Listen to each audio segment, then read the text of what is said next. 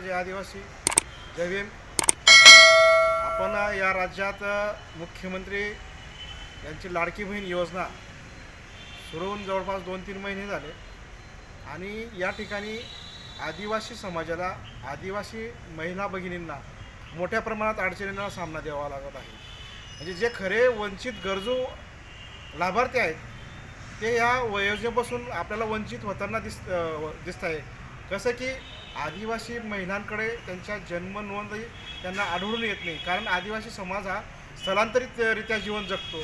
कधी ऊस तोडणीसाठी जातो, कुठे वीटभट्टीला जातो, कामासाठी स्थलांतरित जातो, तिकडंच त्या महिला डिलिव्हरी होतात, त्यांची नोंद होत नाही त्याच्यामुळे पूर्वी काळापासून आमच्या आदिवासी भगिनींच्या जन्मनोंद नसल्यामुळे त्यांना या योजनेपासून लांब जात आहेत.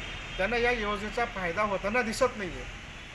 माझी आपल्या माध्यमातून विनंती आहे सरकारला की या जो खरा गरजूवंत आदिवासी समाज आहे त्या आदिवासी समाजातील महिलांना या योजनेत समाविष्ट घेण्यासाठी त्यांना कुठलीही अटी आणि शर्त न ठेवता त्यांना सरसकट मुख्यमंत्र्यांची लाडकी बहीण या योजनेचा लाभ देण्यात यावा, यासाठी आम्ही एकलव्य आदिवासी संघटनेच्या वतीने राज्य सरकारला विनंती करणार आहे आणि आम्ही पत्रव्यवहारसुद्धा करणार आहे. जिल्हा अधिकारी असू द्या, मुख्यमंत्री CM साहेबांनासुद्धा या संदर्भात आम्ही एक निवेदन देणार आहोत एकलव्य आदिवासी संघटनेच्या वतीने.